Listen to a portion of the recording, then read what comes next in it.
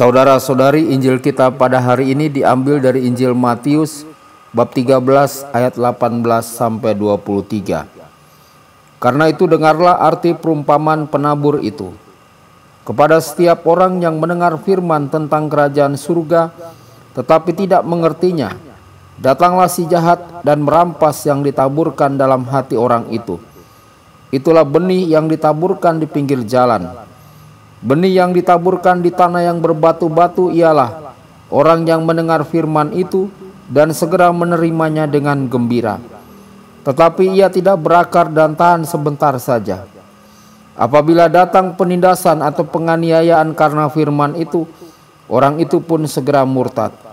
Yang ditaburkan di tengah semak duri ialah orang yang mendengar firman itu, lalu kekhawatiran dunia ini dan tipu daya kekayaan menghimpit firman itu sehingga tidak berbuah. Yang ditaburkan di tanah yang baik ialah orang yang mendengar firman itu dan mengerti, dan karena itu ia berbuah, ada yang 100 kali lipat, ada yang 60 kali lipat, ada yang 30 kali lipat. Demikianlah sabda Tuhan. Terpujilah Kristus.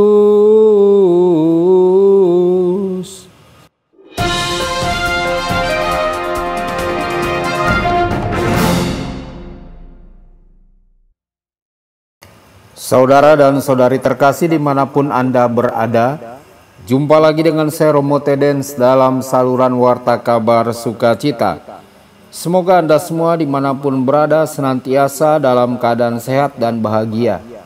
Saudara-saudari, Tuhan kita sering berbicara tentang musuh Allah yakni iblis sebagai makhluk nyata yang memiliki pengaruh nyata atas hidup kita. Ketika kita mendengarkan firman Tuhan, niat baik tumbuh dalam diri kita. Si jahat mencoba untuk mencuri niat itu dari hati kita. Katekismus Gereja Katolik memberitahu kita bahwa iblis dan setan membuat pilihan bebas yang radikal untuk menolak Tuhan dan kerajaannya. Iblis mencoba mencabut resolusi baik kita dengan tujuan yang sama.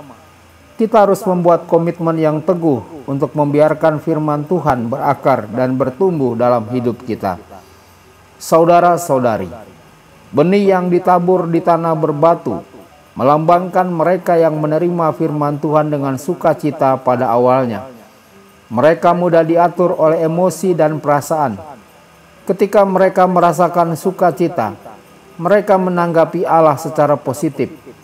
Ketika mereka menerima penghiburan dari Kristus, mereka siap untuk mengikutinya.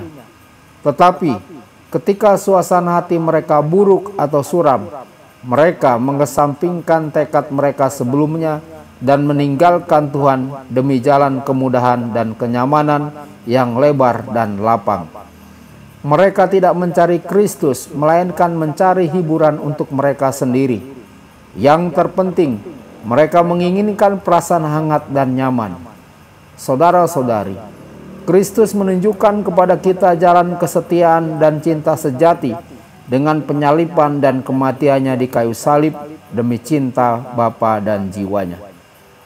Salah satu kategori orang yang paling menyedihkan dalam perumpamaan tentang penabur adalah mereka yang menerima firman Tuhan, tetapi membiarkan kekhawatiran duniawi dan iming-iming kekayaan mencekik firman, sehingga tidak menghasilkan buah dalam hidup mereka. Materialisme adalah godaan yang merajalela di dunia saat kita ini. Satu-satunya cara untuk menaklukkan serangan terhadap iman kita adalah dengan membuat keputusan tegas untuk menyediakan waktu bagi Tuhan. Kita harus membuat keputusan proaktif untuk menyisipkan momen untuknya di zaman kita. Doa, sakramen, ekaristi, pengakuan dosa, bacaan rohani, rosario, dan doa-doa devosi lainnya adalah contoh cara untuk melakukannya. Semoga kita semakin dekat dengan Tuhan dalam kehidupan kita sehari-hari. Tuhan Yesus memberkati dan menyertai Anda semua.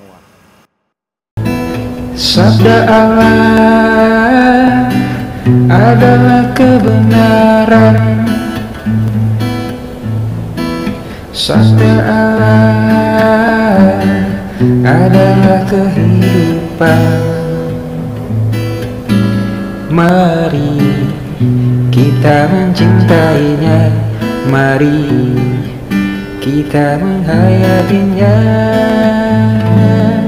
Ya Tuhan yang ku muliakan, sabdamu angkat rasa